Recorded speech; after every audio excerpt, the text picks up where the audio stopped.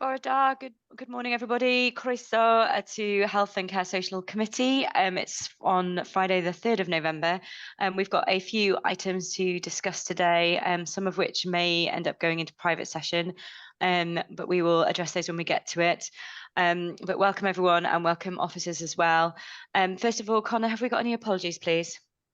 Yes, Chair. Apologies received from County Councillor Carol Robinson, Sharon Fruin, Head of Adult Services, and then also County Councillor Josie Ewing has informed me that she might be slightly late due to travelling back from an appointment, and Sharon Powell, Head of Children's Services, will be joining slightly later as well. That's great, thank you. Declarations of interest. If you have involvement with Llais, please declare those. It doesn't mean you've got you can't join. We just need to make a note of them. So any declarations of interest, Councillor Highwin. Yes, I'm declaring interest in the Llais subject on the agenda today. Thank you. Thank you. Anyone else? Disclosure of party whips? No. Okay, minutes and actions from the last couple of meetings in September. There was 2 fairly substantial meetings. Hopefully you've all had a chance to read through those minutes. We have discussed that there's a couple of action points in there that we would like to follow up on that we still need to do. But other than that, has anyone got any comments or issues in those minutes where there needs to be any amendments? No, in which case, please can I have a proposer for both of those? Thank you, Chris, and please can I have a seconder? Anyone? Happy to second, Amanda. Thanks, Ben. Right, so that's that. Okay. Then the next one is the Cabinet response to scrutiny recommendations from the performance report. This is on page 41 of the agenda pack. Let me just see if I can scroll to that. Whilst I'm getting that on my screen, did anyone have any comments on that side of things? I think all of the agenda items were accepted by the Cabinet, aren't they, Connor? Yes, Chair, they were all accepted. Great. Let me just see if I can open this in a better format. Oh, there we go. Yep. So just it was just to ask for clearer targets to be included on the scorecard, and some more details really on the scorecard, which were all of those were accepted. Okay, right. So moving on to our main item on the agenda is the feedback from Llais. So Nino, I think, are you leading on this, please? Good morning. Yes, Councillor Amanda, I'll be leading on this item. So committee will be aware, Llais, the powers leader, Katie Blackburn, came to one of our previous scrutiny meetings to give an update on Llais. So Llais has been in place now since April 2023, and it's a new independent body that has been set up by the Welsh Government. And the purpose of Llais is to raise the power and influence of the voices of people living in Wales in terms of shaping health and social care services. So they're there to make sure views and experiences are known and taken into account by decision makers when we're planning and delivering health and care services. And of course, they're there as well. If things go wrong, they can provide independent, trained support advocates and help people through complaints process, etc. So throughout the summer and the first 100 days of Llais, they've been out doing a lot of engagement work in the communities. And after all of those engagement events, what we've received in social services is quite a number of reports from Llais where they have detailed the comments that have been fed back to them. Now, the information that's come from Llais hasn't just included social care commentary, it's also included all of the comments that are relevant for Powys Teaching Health Board, for pharmacies, for GPs, for dentists, etc. As the social services, we had a timescale to go back with a response to Llais, and what has been shared with you today is our response to Llais. In order to make it easier both for yourselves and for Llais, we have copied and pasted all of the comments in those engagement reports, put them into the table in the comments box. Then we've put down a response and any future actions that we will be taking. So just to give you a bit of a feedback on what we've done. We've explained to Llais that we've taken this response and any future response reports, we will take them to our portfolio holder briefings, so with Councillor Sandra, Councillor Shan, for example, and we've also said that we will bring them here to you in Scrutiny Committee to be dealt with as you see fit moving forward. So this response has gone back to Llais. I have had a written response from Llais and a verbal response that they were very pleased with the quality and the content of the information that we have provided and thanked us for all the detail. And they will use the information that we have shared in our response when they're out talking to members of the public in the future as well. So a really positive response from Llais to this, our first response to engagement. So Councillor Amanda, the details there for you. I didn't know if you wanted to go through it line by line or just me to pause and open up to questions. I'm happy to be led by yourself. Thank you. Thank you, Nina. No, we don't want to go through it line by line because we've all read it. That we have got a few questions on some of the areas that have been raised by people feeding back into Llais. Just before we come on to that, though, I think from the outset we'd quite like to know what the framework is between the governance framework of how Llais and the council interact with each other, and how, say, for example, Llais is raising issues where there's themes being identified, so it's not just one-off issues, but it's a pattern. How is it intended that rather than just responding to each individual piece of feedback that you get, is there going to be more of a formal governance structure in place to deal with that? Really both from your point of view, but also from Llais's point of view. So I'm asking you the question, but as a committee, we also want to ask Llais that question as well. Yeah, thank you, Councillor Amanda.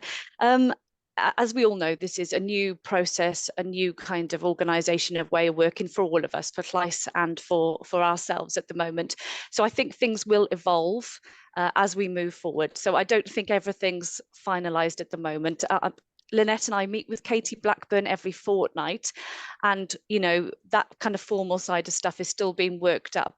But what we have done is that if you'll note within the response, I've asked that our social services feedback team is copied into all future engagement. Now, what we're going to be doing, that team is taking the comments, the themes from all of the engagement reports that we receive, and they will then be fed into the normal process of learning and quality assurance that we have through that team, from comments, from compliments, from complaints, etc. So we are embedding it within our already in place governance procedures and processes within that team. And of course, you as committee, then you have an annual report from that team as well, don't you? So we'll be picking up on themes and actions and making sure that we're tracking and delivering on those as part of our normal process. Does that answer your question, Councillor Amanda? It does. It kind of does, in that it's obviously an evolving thing. I guess my follow-up question is there a concern that this is just redoing what you already have in place in terms of getting feedback from service users? And how do you ensure that, rather than creating more work for yourselves, where you've obviously got various pressures and resource issues, that you can streamline an approach between yourselves and Llais to identify and address themes? So yeah, it's whether you're able to pick that up with the relationship moving forward. Yeah, in terms of whether it's additional, it will be obviously additional information from the people of Powys, and that's to be welcomed, isn't it? Because, you know, Llais, they've got a real key engagement role. So they're going out, you may have seen them at local shows, local events over the summer, for example. So, you know, they're going out and really engaging with people and feeding that information back to us. So I see that as a real positive. It is additional information, but for me, that's good that we do have more information coming back in. It is a new piece of work, and I think streamlining it will probably improve as we go through this next year. I'll be honest. So that's one of the reasons why I've asked for that team to be copied in. It would be great if the information went straight to that team, because they're the ones who deal with that anyway. Information coming in, whether that's comments or complaints, etc. That's the process we've already got in place. Yes, it is additional work, but I think we'll see value from it moving forward. And just to say as well, just for information for the committee, we do have Llais coming to deliver member briefing session for all councillors. The date's just gone out of my head, but I think it's later in November. So that'll be, again, a really good opportunity for all councillors to learn about Llais, what they're doing, how they're working, etc. But also a chance to ask questions as well. And I'll be there, obviously, with Llais as well at that meeting. Great, thank you, Nina. Okay, members, I think some of you have some questions on specific areas that have been identified or fed back to Llais. So Chris, I know you had something that you wanted to raise to do with packages of care. Did you want to kick us off? Yeah, thank you, and thank you, Nina, for the updates as well, and the responses to the questions posed. I do have some specific questions, but just in the conversation you just had with Amanda, and other questions come up. So the first one would be, were there any surprises in some of the areas that they've flagged up? Anything new or anything of a concern that you weren't expecting? No, I would say thank you, Councillor Chris, for the question, but no, I didn't feel there was anything new or unexpected there. Okay, that's good. So I want to come on to one specific, and I could go through the whole thing and generate a series of questions, but this one I think is more of a topical one at the minute, and it's the one which is the concern about shortage of paid carers and delays in packages of care being delivered, and that has, with my role on the health board as the independent member, that can also have consequences of where then people go. So it's quite topical. And rather than, I see the response that you've given, but I've got some questions about, do we collect data around the average length of time for a care package to be put in place? Is there a difference between a client paying for a package of care and care is being put in place compared to the local authority doing that if it was paid on a different route? Do we benchmark ourselves against any other authorities and where we are placed in this type of consideration? And then what links do we have with the health board in relation to developing those packages of care and any partnership arrangements? My concern is that when we look at the population of Powys, we only have a small number of people and we're all dipping into the same pot. So therefore, you know, it's always going to be a challenge in some of the recruitment. So it's how are we working together? And that leads on to other questions and about recruitment and different pay structures and all that. I don't want to unpack all of that today, but I just want us to be able to start to say, how do we start working this together to make it more efficient and more beneficial? Because if a patient's without a package of care, that leaves them vulnerable, and then they can go into much more expensive services in the longer run. And I'll stop there. Thank you, Councillor Chris. My goodness, I think that could take up the entire morning alone if we kind of unpacked all of that. But you're absolutely right. It's such a key, important area.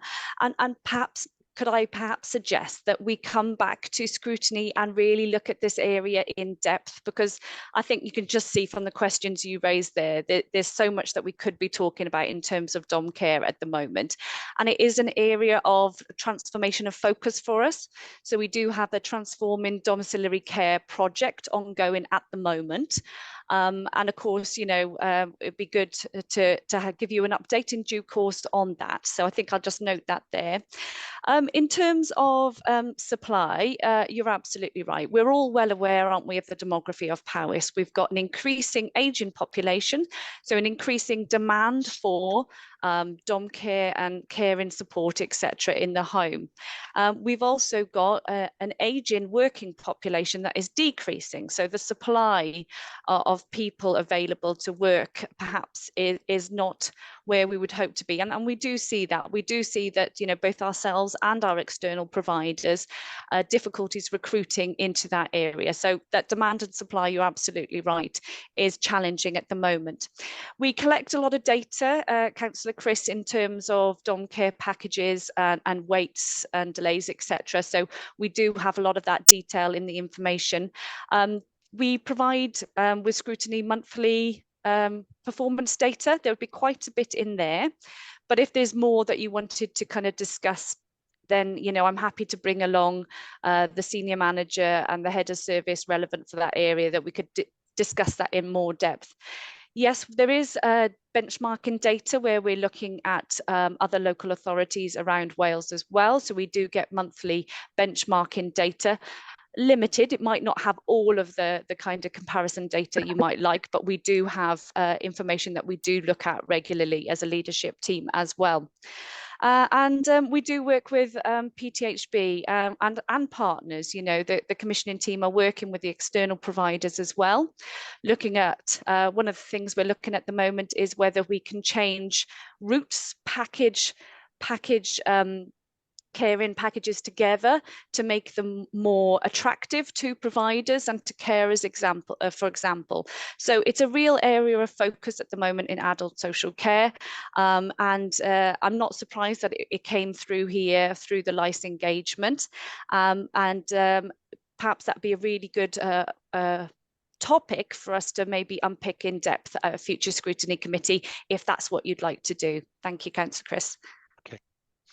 Thank you, Chair. That's fine. I think it's just raising that, but I think the letter that came from LICE with the questions and responses that we've given just show the amount of work that still needs to be done going forward. But it does build on, as you mentioned, some of that transformational change that is then required to making services more sustainable going forward. Thanks, Councillor Chris. Questions from other members. Councillor Gareth, did you have something you wanted to just highlight to do with ALN? I know it's sort of slightly outside of, it's a crossover, isn't there, between us and education? Yeah, thank you, Chair. Yeah, I just picked up a couple of points that have been made in the response to LICE around ALN and medical needs, and it's just a gentle reminder to Lynette really that she was going to arrange a member development session around the new ALN procedures for members, especially as we're all governors of schools. So that's just a reminder for Lynette, and I can see Lynette nodding her head in agreement. The second one was around, there's a question there, an issue raised around direct payments, and I just wondering, the response says that's been it's now made in a timely manner, but I understand there's a review of direct payments being undertaken. I'm just wondering, is that issue being addressed in that review? Yeah, thank you, Councillor Gareth. Yeah, the initial concerns around direct payments, I know the team have done a lot of work to resolve those issues. The review is ongoing, yes, and absolutely making sure that that type of issue does not reoccur is absolutely key as part of that review and moving forward. I can't recall the timescale for it off the top of my head, Councillor Gareth, apologies, but I can certainly get that for you. Thank you. Any other questions from members on the LICE feedback? Oh, Councillor Shan, did you want to come back on that? Welcome to Scrutiny, Councillor Shan. Thank you. Just a quick question on the direct payments. I think correct me if I'm wrong, and I might be remembering it wrong, but we had scheduled a presentation about the whole of the dom care transformation work that's ongoing by Sam Evans from Commission. And I remember he couldn't get in because we'd moved to private session, and then he wasn't able to get in. Am I right in remembering that? And I think it was going to be rescheduled to allow him to come back and talk about it in depth at Scrutiny at some point. Am I right? Everyone's looking a bit blank. Have I just imagined that? I think that We have had an update on the direct payments to Scrutiny on the review that's taking place and how that review is being shaped. But obviously it's ongoing. Okay. Yeah. Sorry, apologies then. I thought he was Sorry. going to come back and deliver to us. The only question that I want to ask on one of the specific items fed back is the comment that carers seemed unaware of the Powers Health and Care Academy and the volunteers school being developed. And you've said that you fed this back to the regional partnership board, but how are you, this, to me, this is a really vital point that we need to address because of the shortage in the social care workforce, and we have this academy that we're developing, and it strikes me that it's an opportunity, but if we're not sharing the existence of it successfully, how do we make sure that we're improving there? So you said that you're feeding it back to the regional partnership board, but how are you going to monitor that becomes more visible? Thank you, Chair. It's a really key one, it's things have moved on actually since we've done this response, or I've done this response. I've now become joint SRO of the kind of workforce futures area of work. So I'll be personally making sure that we make sure that awareness raising is happening, etc., in terms of the Health and Care Academy and the school volunteers and carers, etc. So as well as feeding it back, I will also be able to be involved personally in making sure that we monitor that moving forward. A lot of work happening around that actually, a real reset of that area piece of work as well. So I think that'd be another one that maybe you'd be, as a Scrutiny, interested in more. So give me a couple of months to okay. But I think that would be a really good one to bring back as well. We haven't had the academy come to Scrutiny during this new administration.